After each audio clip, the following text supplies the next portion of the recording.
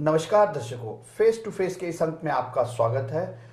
आज हम बात करेंगे हमारी जम्मू कश्मीर रियासत व जम्मू प्रोविंस के हमारे डिविजनल कमिश्नर जो कि पूरे डिवीज़न की कमान को संभालते हैं, एडमिनिस्ट्रेशन को किस तरीके से क्या क्या डेवलपमेंट्स हमारी जम्मू प्रोविंस में हो रही हैं, इन सब बातों पर चर्चा करने के लिए आज हमारे साथ स्टूडियो में मौजूद हैं जनाब शांतमनु साहब, और इनसे हम ये जानेंगे कि किस तरीके की पॉलिसीज इन्होंने बना रखी हैं और क्या क्या नई स्कीम्स जो हैं इनके जहन में हैं, जिससे हमारे जम्मू प्रोविंस का उद्धार होगा, अच्छा होगा।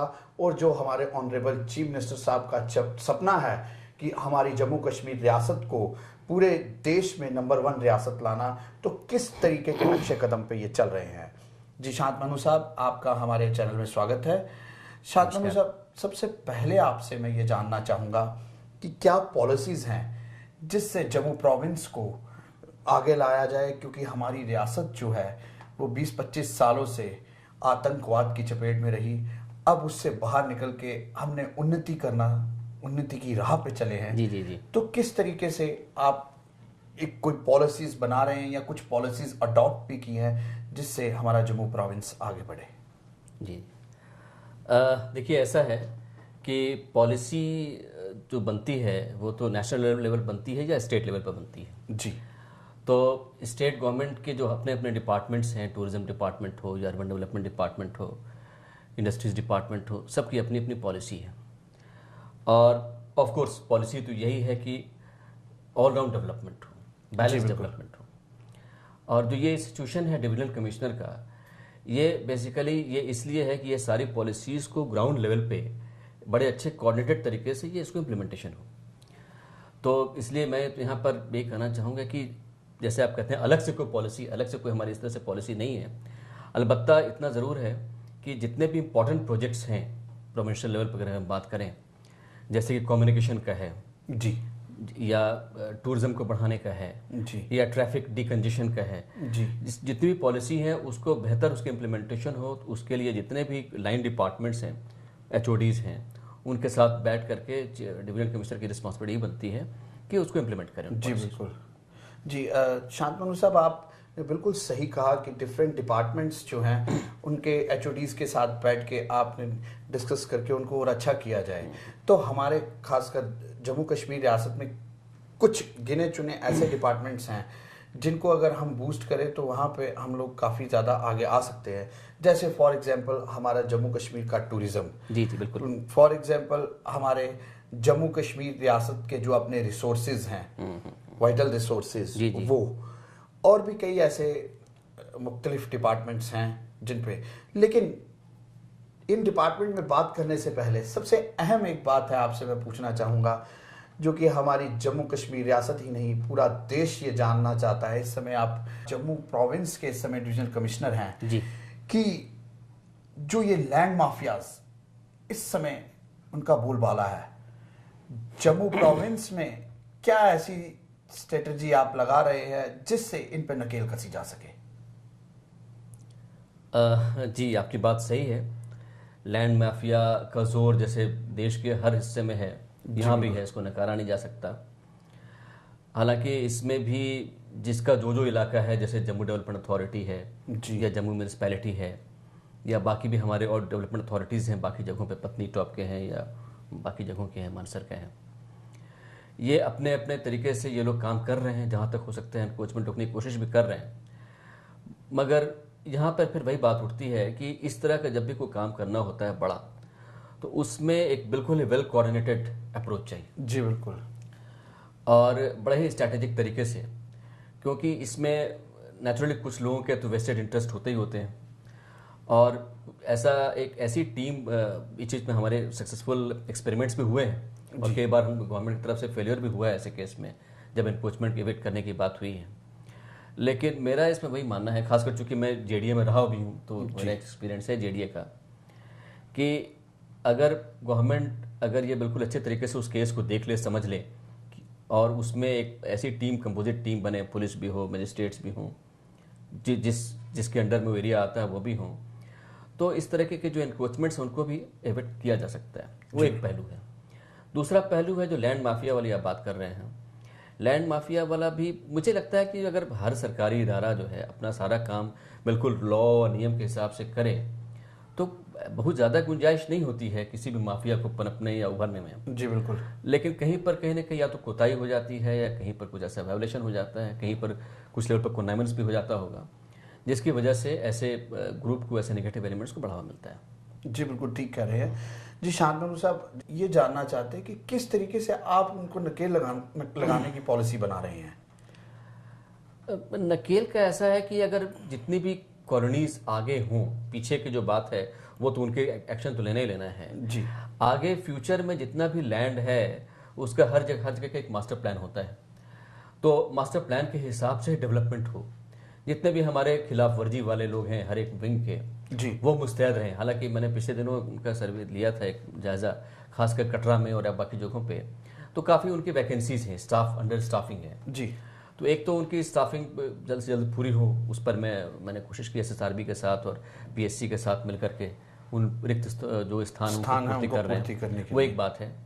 दूसरी बात है कि वही उन सबको, हालांकि एक्ट के हिसाब से, लॉ के हिसाब से एम्पावर्ड हैं, सारे लोग एम्पावर्ड हैं, बट उनके अंदर जो है एक और जान डालने की जरूरत है कि भाई देखो तुम इसको वायोलेशन अगर हो रहा है उसको होने ही ना दो जी। और कहीं हुआ है तो उसको आप फौरन उसके खिलाफ एक्शन लो, उसको डिमोलिश करो। तो कम से कम अभी भी हमारा जो इलाके बचे हुए हैं, खासकर शहर धीरे धीरे फैल ही रहा है, हर शहर फैल रहा है, हर साल फैल रहा है, बिल्कुल सही तो उसको आगे जो इस तरह से फैले, और ऐसे में लैंड एक्विजिशन बिल भी हमारा वहाँ पे आ गया है दिल्ली में, हमारा अपना स्टेट का भी आगे स्टेट अपनी पॉलिसी बनाएगी, तो उस हिसाब से खासकर एग्रीकल्चरल लैंड को बचाना बहुत ज़रूरी है। जी बिल्कुल। क्योंकि एग्रीकल्चरल लैंड में अगर बहुत सारे हाउसिंग कॉलोनीज या इंडस्ट्रीज वगैरह आ गई तो फिर लॉन्ग टर्म के लिए वो अच्छा नहीं होगा हमारे समाज के लिए। जी बिल्कुल।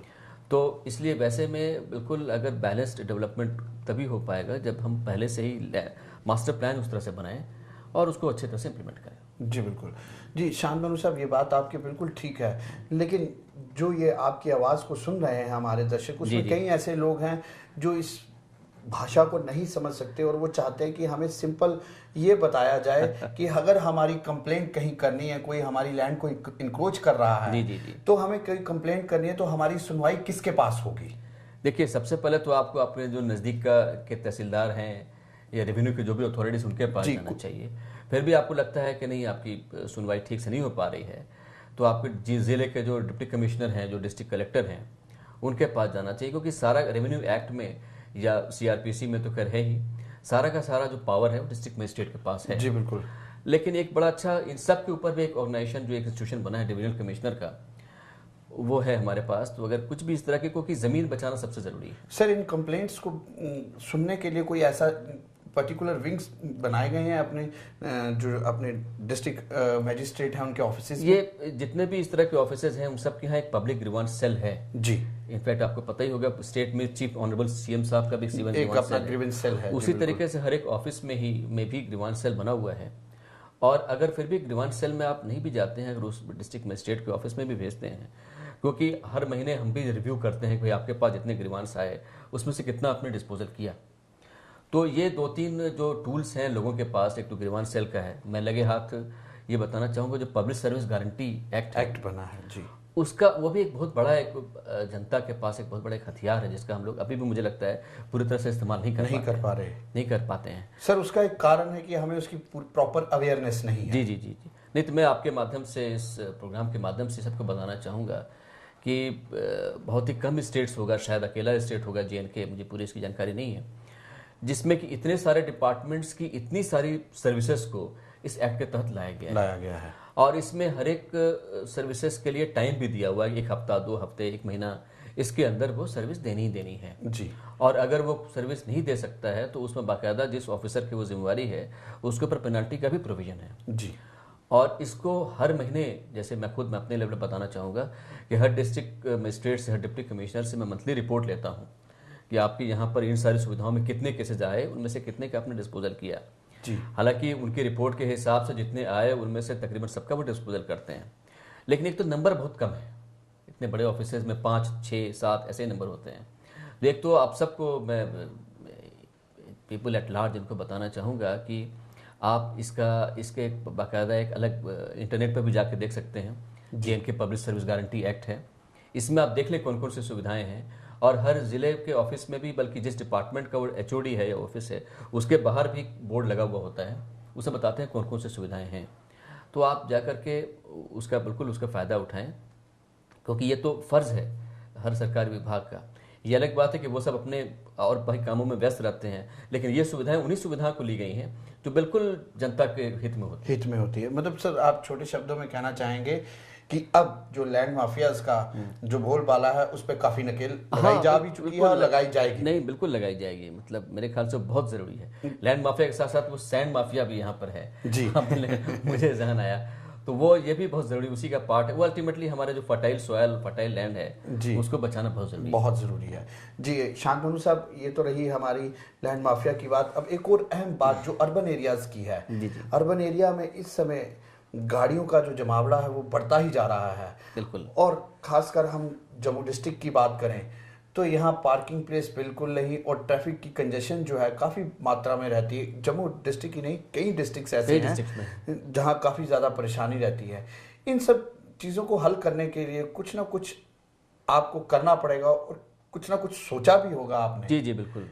तो दर्शक हमारे ये ज़रूर जानना चाहेंगे कि आपके माध्यम से कि क्या आपने सोच रखा है, क्या पॉलिसीज़ गवर्नमेंट ने अपना रखी हैं। जी बिल्कुल, बिल्कुल आपने सही कहा। और डी कंजेशन ऑफ सिटी ये बहुत ज़रूरी है जी। इस दिशा में एक तो 2-3 जो अब तक कदम उठाए जा चुके हैं ऑलरेडी। आपने देखा होगा बहुत सारे हमारे जो गवर्नमेंट ऑफिसेज हैं, यहाँ तक कि हमारा डिवीजनल कमिश्नर ऑफिस भी, उसको शहर से निकाल के बाहर कर दिया गया जी। वो एक बड़ा अच्छा कदम रहा। उसी तरीके से और भी कुछ पुराने इंस्टीट्यूशंस हैं, अगर ज़रूरत पड़ी तो उनको भी धीरे धीरे बाहर निकालना चाहिए, लाया जा रहा है और निकालना चाहिए भी जी। बट इसको रोकने के एक और सबसे अच्छा तरीका है कि पार्किंग की फैसिलिटी हो हमारे यहाँ जी। पार्किंग की फैसिलिटी आपने देखा जम्मू शहर, जो पुराना शहर जो खासकर है, उसमें उतनी जगह है नहीं पार्किंग की। तो वैसे तो बहुत सारे प्रोजेक्ट्स वगैरह इसमें बने हैं, लेकिन 2 ऐसे प्रोजेक्ट्स हैं जिस पर कि मुझे पूरी उम्मीद है कि जल्द से जल्द इसमें काम शुरू हो जाएगा। एक जो हमारा जनरल बस स्टैंड है, जनरल बस स्टैंड में एक वहाँ भी मल्टी लेवल पार्किंग का एक already project Jammu development authority ने बनाया हुआ है जी। और ईपीसी मोड में, यानी खुद टेंडरिंग वगैरह करके ईपीसी मोड में उसको बनाना शुरू करने जाएंगे। एक वो है। दूसरा उसी तरीके से, अब जैसा कि आपको पता है कि धीरे धीरे हमारा जो गांधीनगर, शास्त्री नगर, वो इलाका भी काफ़ी कंजेस्टेड हो गया है। तो गांधीनगर में भी अपना जो गोल मार्केट है उसमें जो एक पार्क है, वहाँ पर भी मल्टी लेवल, बल्कि वहाँ तो इतना बढ़िया बनेगा वो, उसका भी प्रोजेक्ट रिपोर्ट तकरीबन तैयार है। एडीबी के साथ एरा वाले उसको बनाने जा रहे हैं जी। 5 लेवल पार्किंग है, करीब 750-800 गाड़ियों की उसमें पार्किंग की सुविधाएं रहेंगी, और ऊपर में टॉप लेवल पर पार्क भी रहेगा जी। तो मेरा जो है, जब तक मेरा भी ये फोकस रहेगा कि कम से कम ये 2 प्रोजेक्ट, चूँकि ये करीब करीब शुरू होने वाला हो सकता है, इसमें पूरा स्कोप है, इसको कम से कम अमल में जल्द लाया जाए। उसके अलावा भी कहीं पर और भी गुंजाइश होगी तो वो भी करेंगे, बट बहरहाल जो कम से कम तैयार है उसको तो हम आगे लाएं। जी। मतलब आपका मानना ये है कि लगता है अब की पार्किंग की जो समस्या है हमारे जम्मू और कई डिफरेंट डिस्ट्रिक्ट्स में वो हल होने की संभावना है। बट पार्किंग में फ्रैंकली मैं ये बताऊंगा, ये बनने के बाद भी क्योंकि गाड़ियां भी बड़ी तेजी से बढ़ रही हैं तो समस्या कम भले हो जाएगी बट खत्म नहीं होगी। मतलब हमारे जो दर्शक देख रहे हैं, आप उनको कोई ऐसा मैसेज देना चाहेंगे जिससे कि इस पार्किंग की समस्या को हल किया जा सके? मैसेज का यही कहना चाहूँगा कि जहाँ तक हो सके शॉर्ट डिस्टेंस में अगर जाना हो तो पैदल ही चलें, वहाँ पर एक्सरसाइज भी अच्छा होगा। बट यहाँ पर चूंकि हमारा पब्लिक ट्रांसपोर्ट भी उतना बढ़िया नहीं है, उतना स्ट्रांग नहीं है, बट साथ साथ मेरे ख्याल से पब्लिक ट्रांसपोर्ट के लिए भी ट्रांसपोर्ट डिपार्टमेंट काम कर रही है जी। तो पब्लिक ट्रांसपोर्ट अगर अच्छा होगा फिर तो नेचुरली प्रेफर करना चाहिए कि पब्लिक ट्रांसपोर्ट ही को ही इस्तेमाल करें, प्राइवेट गाड़ी का कम से कम यूज़ करें। वो अपने लिए भी इकोनॉमिकल है, क्योंकि पेट्रोल भी आज की डेट में काफ़ी ज़्यादा बढ़ गया है। जी शांतनु साहब, इसके साथ साथ अब जो तीसरा पार्ट है हमारी रियासत का भी और खासकर हमारे जम्मू का भी, टूरिज़्म। जी बिल्कुल सही। टूरिज़्म को अच्छे तरीके से यहाँ पे क्योंकि खासकर अगर देखा जाए तो हमारे जम्मू में जो टूरिज़्म या श्रद्धालु या यात्री जो आते हैं वो माता वैष्णो देवी के वहाँ आते हैं कटरा में, तो काफ़ी मात्रा में पूरे साल ही यात्रु चलते रहते हैं। पिछले साल 1 करोड़ से ऊपर की संख्या में यात्रु और श्रद्धालु आए। जी बिल्कुल। तो क्या लगता नहीं है आपको कि जम्मू में कहीं और भी उनको डाइवर्ट करना चाहिए कोई और डेस्टिनेशंस भी होनी चाहिए, जैसे वो जाएं और अपना टाइम जो है, जैसे हम श्रीनगर में देखें तो श्रीनगर में देखने लायक बहुत कुछ है। खैर श्रीनगर और जम्मू को नहीं हम मिला सकते, लेकिन टूरिज्म के मामले में, लेकिन जम्मू में भी कई ऐसी जगहें हैं जिनको हम प्रमोट कर सकते हैं और अच्छा प्रमोट करके जो बाहर से आया हुआ टूरिस्ट है उसको डाइवर्ट किया जा सकता है। जी बिल्कुल, मैं तो कहूँगा जम्मू प्रोविंस में श्री वैष्णो देवी की यात्रा तो लोग करने आते ही हैं जी। उसके अलावा अगर सिर्फ पिलग्रिमेज टूरिज्म की हम बात करें तो इतने सारे और स्थल हैं जी, और पिछले कुछ सालों में काफ़ी उनकी लोकप्रियता बढ़ी भी है। खासकर शिवखोड़ी काफ़ी लोग जाते रहे हैं। बूढ़ा अमरनाथ की यात्रा भी हर साल धीरे धीरे उनकी संख्या बढ़ रही है यात्रियों की। इसके अलावा कैलाश यात्रा है, मछेल यात्रा है और इस तरह की बहुत सारी यात्राएं हैं जी। और आपने देखा कि खासकर ये पिछले 2 महीनों में इस समय यात्राएं ज़्यादा होती हैं। यात्राओं के लिए बिल्कुल आइडियल मौसम है। तो टूरिज्म डिपार्टमेंट ने एक बाकायदा सर्किट बना करके भी इसको बढ़ावा देने की कोशिश की है। लेकिन इसमें वही बात होती है कि हर जगह की जो अपनी सुविधाएं हैं उसको और अच्छी करने की जरूरत है। कहने का वही मतलब। और खासकर सड़क जो है उनको थोड़ा सा और अच्छे करने की ज़रूरत है।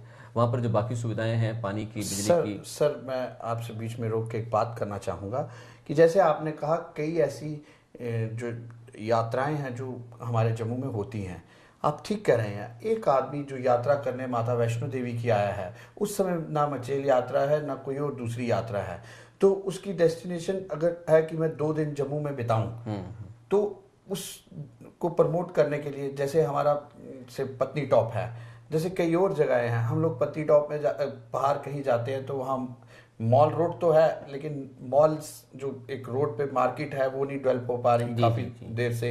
एक अपना रोपवे का वहाँ पे था वो नहीं बन पा रहा। तो इन चीज़ों को मद्देनज़र रखते हुए किस तरीके का आप सोचते हैं कि क्या क्या हम लोग वहाँ पे डेवलपमेंट होनी चाहिए जो काफ़ी देर से हम रुके हुए हैं? हाँ नहीं आपकी बात सही है। ये रोपवे का जो प्रोजेक्ट है पत्नी टॉप का भी है और यहाँ जम्मू का भी है। जम्मू में पीरखो से बागे बहू तक का जो है, बहू फोर्ट तक का जो है रोपवे का प्रोजेक्ट है।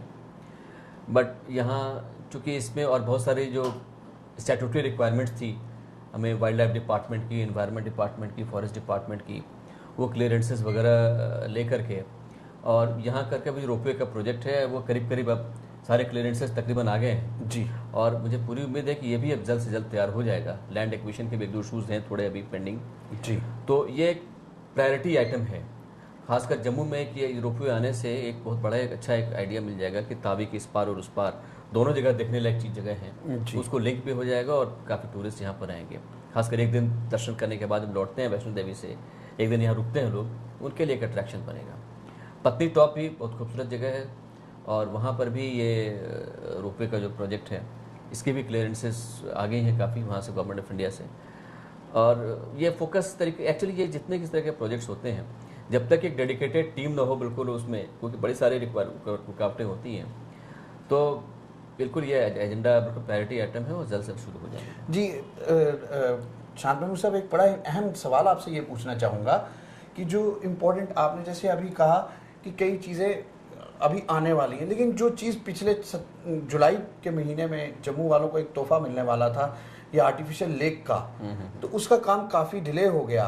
तो क्या मानते हैं किसके कारण? कोई फाइनेंशियली प्रॉब्लम्स आ गई, फाइनेंशियल क्रंच आ गए गवर्नमेंट में, या कुछ ऐसा हुआ? क्योंकि इस लेक को देखने के लिए लोगों की काफ़ी इच्छा है, मंशा है, टूरिस्ट स्पॉट्स भी हैं, कई ऐसी मेरे पास डेपुटेशंस भी आई कि मेरे माध्यम से उन्होंने कहा कि आप पूछिए। तो मैंने इवन कल भी एक आई तो मैंने उनको कहा मैं ज़रूर डिपकम साहब से जब मेरा फेस टू फेस होगा तो मैं ज़रूर पूछूंगा, या जो इसके रिलेटेड मंत्री हैं उनसे भी मैं ज़रूर पूछूंगा कि क्या जम्मू वालों को एक तोहफा देने वाले थे आप, क्यों डिले हो गया? नहीं, फाइनेंशियल क्रंच तो जैसा आप सबको पता है कि पूरा मुल्क या पूरा स्टेट गुजर ही रहा है फाइनेंशियल क्रंच से। इस बार हमारा जो प्लान साइज़ है वो भी कम हो गया है, लेकिन फिर भी चूँकि मैंने जैसे पहले भी बताया कि बहुत सारी डिपार्टमेंट्स का जिस प्रोजेक्ट में इन्वॉल्वमेंट होता है उसमें कहीं एक भी डिपार्टमेंट या एक भी किसी कारण से अगर रुक जाता है काम तो पूरा ही काम रुक जाता है जी। तो इस वजह से थोड़ा सा डिले ज़रूर हो गया है, मैं मानता हूँ इस बात को। मगर साथ साथ बतौर डिविजनल कमिश्नर मैं आपको ये आश्वासन देना चाहूँगा, क्योंकि ये मेरी भी जिम्मेवारी बनती है ज़ाती कि कहीं पर कोई अगर अड़चन आ रही है तो उसको आपस में कोऑर्डिनेशन ठीक करके उसको आगे बढ़ाएं। तो जल्द से जल्द इसमें जो भी होगी रुकावट होगी उसको दूर करके हम काम बचा हुआ काम हम जल्दी करवा लेंगे। मतलब आपका मानना है कि अब जम्मू शहर में भी कई ऐसे स्थल, पर्यटक स्थल होंगे जिनको डेवलप किया जा रहा है, कुछ डेवलप हुए भी हैं, जो हमारे आने वाले बाहर से सेनानी हैं, टूरिस्ट हैं, वो जम्मू में भी अपना समय काफ़ी अच्छे तरीके से व्यतीत कर सकते हैं। जी शांतनु साहब, जब आपने डिविजनल कमिश्नर का पद संभाला तो कुछ ना कुछ अपने अंदर एक रहता है कि मैं यहाँ जम्मू में जाके या कोई भी डिपार्टमेंट, जैसे आप कई मुख्तलिफ इंपॉर्टेंट डिपार्टमेंट्स में रहे, चाहे वो फॉरेस्ट है, चाहे वो इंडस्ट्रीज है, लेकिन जब आपने डिवीजन कमिश्नर का पद संभाला तो कुछ ज़रूर सोचा होगा कि मैं जम्मू में जाके ये ज़रूर करूँगा। तो क्या एक इम्पॉर्टेंट रहा आपका? जो मैंने सोचा है, जो सोचा था और अभी भी सोचा हुआ है, वो है क्योंकि यूथ जो है यहाँ का हमारा, खासकर यूथ को मैं ये कहना चाहूँगा कि आपके पास जो टैलेंट है, जो एनर्जी है, वो दुनिया के किसी भी यूथ के टैलेंट एनर्जी से कम नहीं है। बिल्कुल।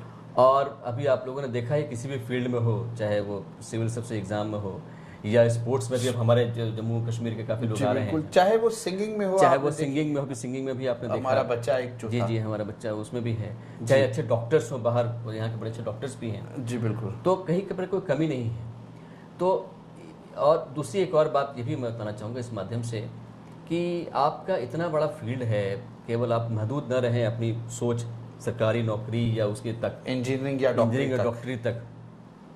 तो काउंसलिंग का जो ये भी मेरा शौक भी है, यूथ को काउंसिल करना। जी। तो मैं भाई इस असाइनमेंट के ज़रिए ये भी उसका करना चाहूँगा कि कॉलेजेस में जा करके और बाकी जगह यूथ के साथ इंटरेक्ट करके उनको ये बताना कि सबसे अच्छा होता है अगर आप को बड़ी एग्रीकल्चर प्रोडक्शन बढ़ाएं। मतलब ओवरऑल मैं लॉन्ग टर्म में देखना चाहता हूँ सोसाइटी के लिए एग्रीकल्चर प्रोडक्शन बढ़ाएं, और दूसरा कि हमारा जो मैन्युफैक्चरिंग सेक्टर में ग्रोथ बढ़े, क्योंकि पूरा जो आपने देखा ग्रोथ रेट जो कम हुआ है, इसकी मेन वजह वही। तो कहने का मतलब ये हुआ कि अगर इंडस्ट्रीज़ आएँ छोटी छोटी ही सही, या सेल्फ एम्प्लॉयमेंट की यूनिट्स वगैरह लोग लगाएं। जी बिल्कुल। तो ऐसे गवर्नमेंट ऑफ इंडिया की, स्टेट गवर्नमेंट की बहुत सारी यूनिट स्कीम्स हैं, यूथ को चाहिए उसका पूरा फ़ायदा उठाएं। तो मेरा एक फोकस उस पर भी रहेगा, इन जितने कंसर्न डिपार्टमेंट्स उनको ले करके अवेयरनेस इसका पूरा हर जगह इसको फैलाना और अधिक से अधिक लोगों को, यूथ को इसके अंदर लाना। देखिए, ये तो आपने बहुत अच्छी बात कही शांतनु साहब। जिस तरीके से हमारे JNK का यूथ नहीं, पूरे देश का यूथ जो है या पूरे विश्व का यूथ जो है, वो कुछ 1% गलत रास्तों पे चल पड़ा है। चाहे मेन आप ले लें इस समय तो वो नशे की आदत जो एक है, इन सब को ख़त्म करने के लिए कहीं ना कहीं उनको डाइवर्ट करना बहुत ज़रूरी है। और एग्रीकल्चर हमारा वैसे भी कम होता जा रहा है, खासकर जम्मू कश्मीर का देखा जाए तो हमें उसको बढ़ावा देना चाहिए। ये बात आपने बिल्कुल सही कही। और अगर हमारा यूथ इस राह पे चले, एक तो उससे एम्प्लॉयमेंट मिलेगी, एक उसे अपने माइंड को जो डाइवर्ट करने की सबसे बड़ी शक्ति है वो मिलेगी। इससे हमारी रियासत जो है उन्नति की तरफ बढ़ेगी, इसमें कोई दूसरी राय नहीं। शांतनु साहब, आपसे मिलके और आपसे बात करके बहुत अच्छा लगा, और हमारे दर्शकों ने भी ये जाना कि हमारे जो नए डिविजनल कमिश्नर साहब आए हैं वो किस तरीके की सोच रखते हैं और हमारी रियासत और ख़ासकर हमारे जम्मू प्रोविंस को किस तरीके से उन्नति की राह पे देखना चाहते हैं। कई आपसे सवाल जवाब हुए और आपके सवाल जवाबों से हमने यही एक नतीजा निकाला कि ओवरऑल आप भी जो हमारे ऑनरेबल चीफ मिनिस्टर साहब का सपना है उनकी राह पर चल रहे हैं कि हमारी जम्मू कश्मीर रियासत जो 25 सालों से कम आतंकवाद से पनप रही थी, और आज हमारी जम्मू कश्मीर रियासत ने, सरकार ने उनके इरादों को नस्ते नाबूद किया है और एक अच्छी राह पे चल के सरकार ने वहाँ की जनता को भी अच्छी राह पे चलाया, उन्नति की ओर चलाया। और लगता है कि अब वो दिन दूर नहीं कि आप जैसे अफसरान जो हैं हमारी सरकार के साथ जुड़े हुए हैं, तो वो दिन दूर नहीं कि हमारी रियासत भी पूरे मुल्क में नंबर 1 रियासत का खिताब पाएगी। जी शांतनु साहब, आपका हमारे चैनल में आने के लिए बहुत बहुत धन्यवाद। दिग्गज नेताओं व आला अधिकारियों से मुलाकात, महत्वपूर्ण विषयों पर उनके विचार जानने के लिए देखना न भूलें प्रोग्राम फेस टू फेस, हर रविवार रात 9:45 पर सिर्फ और सिर्फ चढ़ती कला टाइम TV पर।